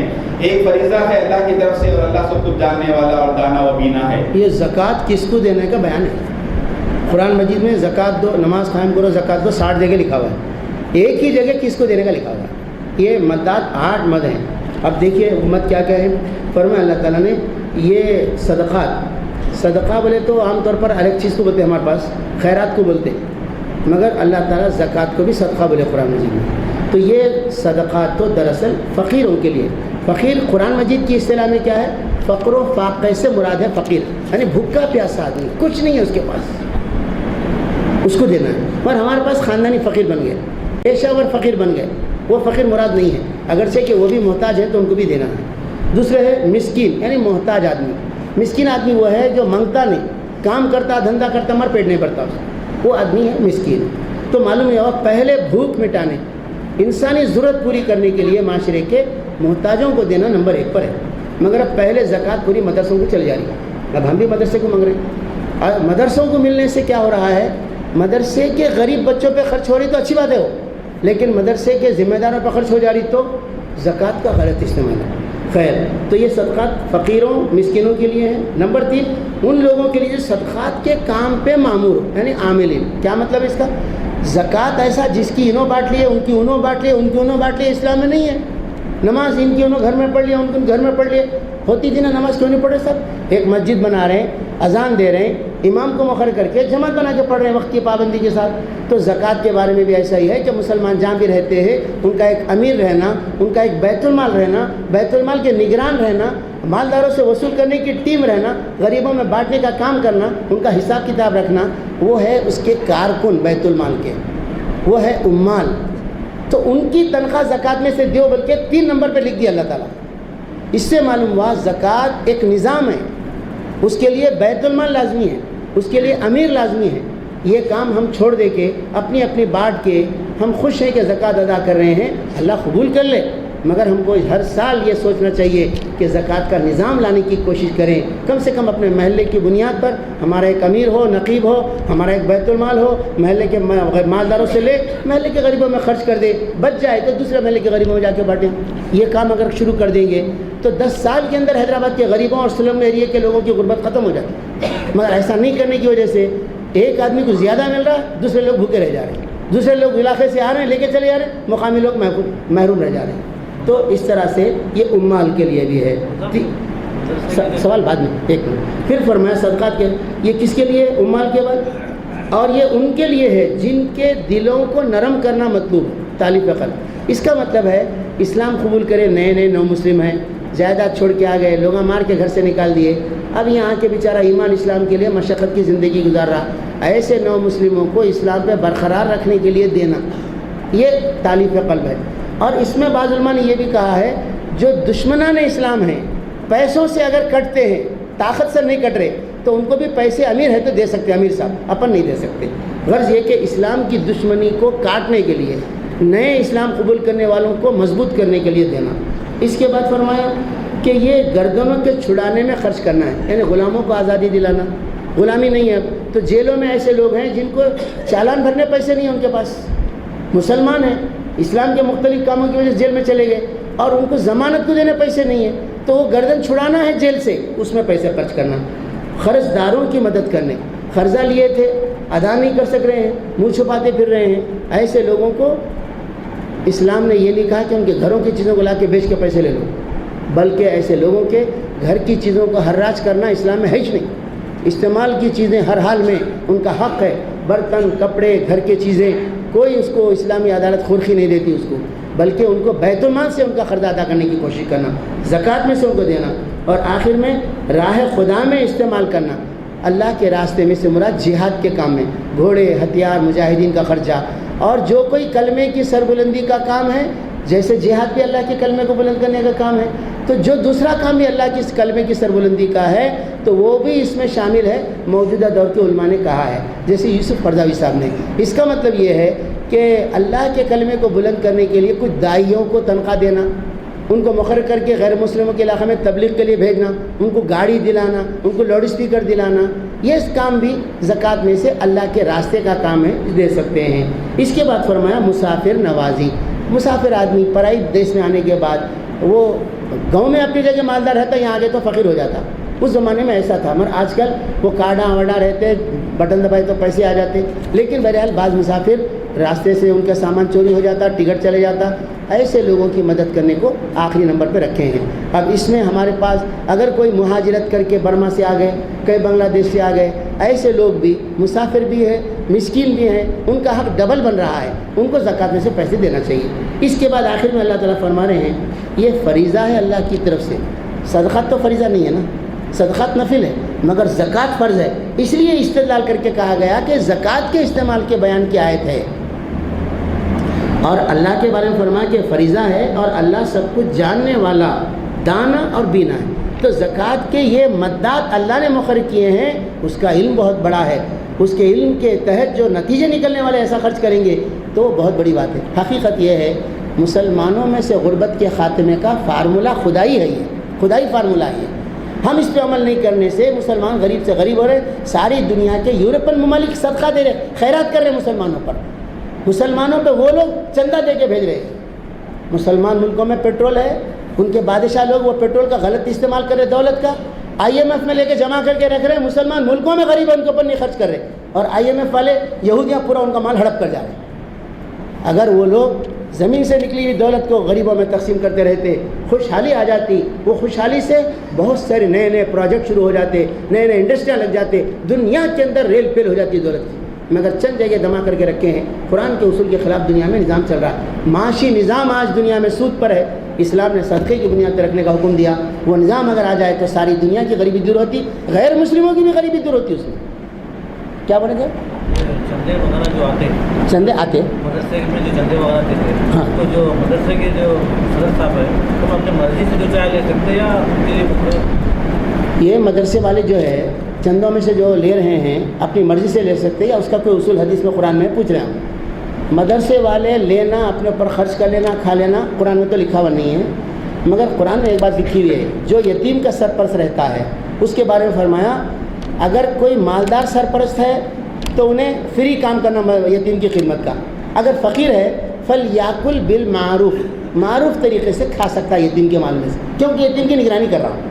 تو ایسے مدرسے کا کوئی سربراہ ہے، ذمہ دار ہے، پیسے والا ہے، تو اس میں سے کچھ بھی نہیں لینا، انہیں خود غریب ہے تو اتنا لے سکتا معروف کے مطابق کہ اس کی 2 وقت کی روزی، کفاف بولتے ہیں اس کو، کفاف بولے تو کھانے پینے کو کافی ہو جانا، کفاف بولے تو ایئر کنڈیشن بنگلے میں رہنے کے قابل بننے کا نہیں ہے، مگر آج ہمارے پاس مدرسے کے لوگ ایئر کنڈیشن بنگلہ، ایک بنگلہ نہیں 2 بنگلے، 2 بیمار رہتے ہیں، پھر سب کو کار، بچے کو کار، کیا بولتا ہوں میں تو کفاف لے رہا ہوں، یہ کفاف نہیں ہے، دھوکہ ہے، غلط ہے۔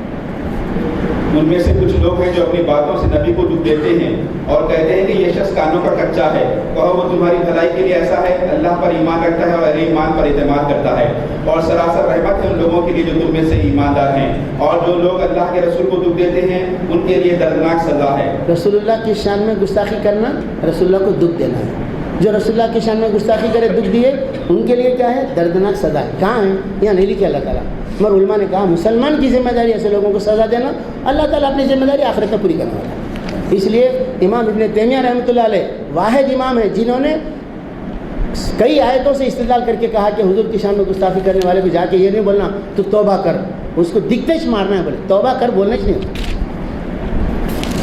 یہ لوگ تمہارے سامنے قسمیں کھاتے ہیں تاکہ تمہیں راضی کریں، حالانکہ اگر یہ مومن ہے تو اللہ رسول اس کے زیادہ حقدار ہیں کہ یہ ان کو راضی کرنے کی فکر کریں۔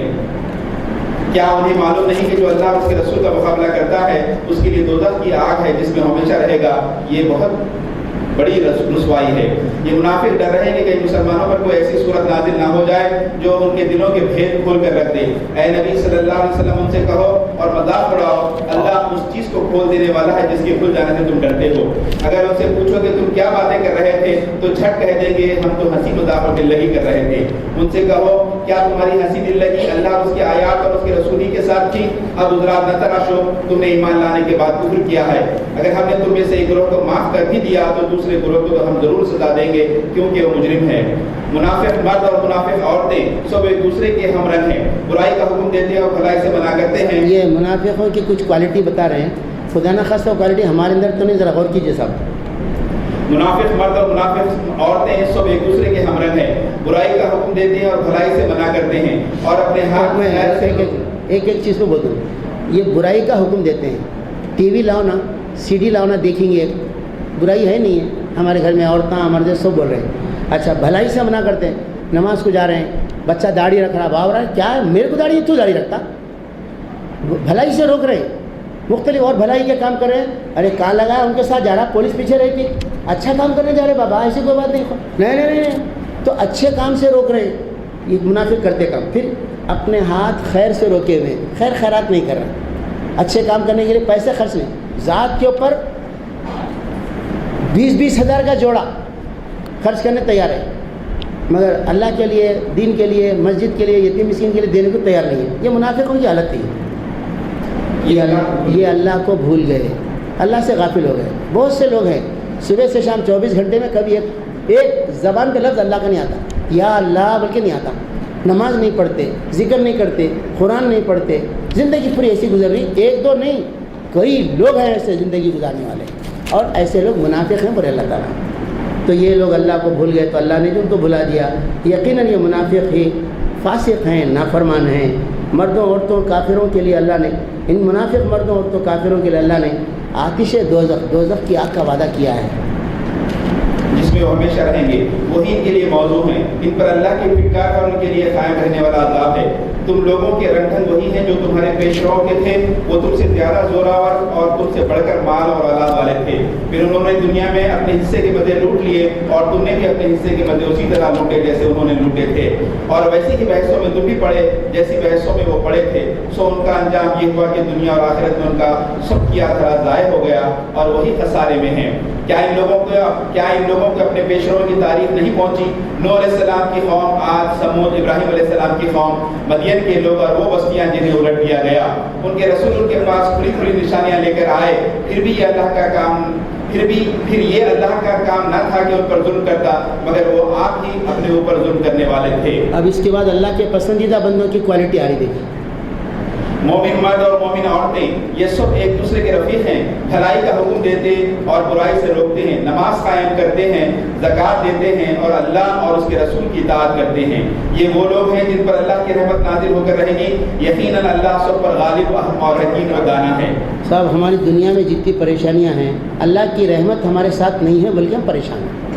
अगर अल्लाह की रहमत हमारे साथ होती तो बर्मा में मुसलमान नहीं कटते, आसाम में नहीं मिटते, फ़लस्तीन में नहीं दुखती, उनकी परेशानी ज़िंदगी नहीं रहती। हर जगह मुसलमान अगर परेशानी है तो इसकी वजह कि अल्लाह की रहमत हमसे रूठी हुई है। अल्लाह कब रहमत हमारे साथ देती, कब अल्लाह की रहमत उतरती, तो उस फार्मूला बयान किया गया। 5 काम करें तो अल्लाह की रहमत साथ देती। उसमें पहली चीज़ है मोमिन मर्द और औरतें मिलजुल के अल्लाह के शरीयत के तकाज़ों को पूरे करना। उसमें नंबर 1 पे क्या है? बुराई से रोकना, भलाई का हुक्म देना। आज हमारे पास ये काम बिल्कुल ख़त्म हो गया है, इस्तीफ़ा दे दिए हम लोग इस काम से। किसी के बारे में बुराई पे हो गया, अरे कहीं दुश्मन हो जाएगा, खामोखा के कहीं को किसी को फटे में टांग अड़ाते साहब, क्या तुम्हें क्या चाहिए? क्या उनको नहीं मालूम? क्या आप बोलने की ज़रूरत नहीं चाहिए? ऐसे दलाइल देते हम, जबकि हुक्म ये है जो बुराई को देखे उसे हाथ से रोकना, ताकत नहीं तो ज़बान से बोलना, उसकी भी ताकत नहीं है तो दिल से बदलने के लिए बेचैन रहना, मगर खामोश नहीं रह सकते। दिल से बेचैन रहना ईमान का आखिरी दर्जा है, उसके बाद ईमान का दर्जा नहीं है। मगर आज हमारे माशरे में कोई बुराई पे टोकने वाला नहीं है। उसका सबूत आप देखिए, ख़ानदानों में नौजवान हाफ पैंट पहन रहे हैं, क्या अम्मा बाबा मर गए, दफन हो गए, कोई बोलने वाला नहीं है, बेटा ये हाफ पैंट नहीं पहनना, जवान बच्चा घर में तेरे बहना है और ये तू पैंट पहन के हाफ पैंट घुटने के ऊपर दिखा रहा, हराम है बेटा, कोई बोलने को तैयार नहीं।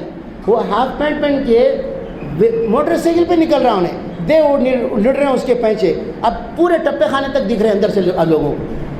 حرام ہے گھٹنے کے اوپر دکھانا. مردے کو نہلائے تو بھی غسال ایک چادر دیتا میاں اوپر بچھا کے اڑانا, اس کے اوپر اندر سے ہاتھ ڈال کے لگڑنا, دیکھنا نہیں. مرے سو آدمی کی ران دیکھنا حرام ہے. حضرت علی کو نصیحت کے حضور صلی اللہ علیہ وسلم. ایک ہاف پینٹ پہن رہے سو بات پہ کوئی ٹوک نہیں رہا, اور جوان بچہ ٹی شرٹ جینس پینٹ پہن کے نکل رہے ہیں, کوئی نہیں روک رہا. بڑے اچھے دکھ رہے ہیں بچے ہمارے. ارے آج برائیاں شادی کے موقع پر 50 برائیاں خاندانوں میں ہوتی ہیں, محلے میں ہوتی ہیں, مگر کوئی نہیں روکتے. میرے کو اچھی طرح واقعہ یاد ہے, میں جیل جانے سے پہلے کا واقعہ ہے. اس محلے کی مسجد میں جب نماز کو اسی مسجد میں آیا تھا تو ایک صاحب بتا رہے تھے 2 بجے رات تک کیا رو دماغ خراب ہو گیا, اتنا باجا. کرما گڑے کا قصہ ہے. تو کیا ہوا بول کے صاحب بولے. دوسرے صاحب بولے ولیمہ تھا ہوں گا صاحب. انہوں بولے ولیمہ بسم اللہ خانی تھی مو صاحب, بسم اللہ خانی میں باجا بجا تھا. پھر 2 بجے رات کو پولیس آ کے روکی تھی. بہت 12-15 سال پہلے کی بات بناؤں. مسلمان میں اتنی جرت نہیں ہے کہ جا کے باجے کو روک دے. ابھی قریب کے محلے امین کالونی کا بھی ایک واقعہ ہے. ہمارے سمجھی بولے تھے کہ وہاں زبردست باجا بج رہا تھا, آرکیسٹرا ناچ گانا بھی چل رہا تھا. حالانکہ جن کا گھر تھا وہ بیچارے نمازی تھے, پر ان کے داماد کون کیا کر رہے تھے کیا نہیں, مر گئے بیچارے. وہاں ہو رہا تھا تو کوئی مسلمان 100% مسلمان امین کالونی میں کوئی نہیں روکا. جیا نرسنگ ہوم کے ڈاکٹر کمپلین کر کے رکا کیونکہ مریضوں کو ہیبت ہو رہی تھی وہاں کی. پیچھے یہ بالکل نہیں جا. آج مسلمان برائی کو دیکھ کر روکنے کا تو بھول چکے ہیں. اور پہلی کوالٹی اللہ کی رحمت آنا تو برائی اس کو روکنا, نیکی کا حکم دینا, نماز قائم کرنا. پورے لوگ نمازی ہونا.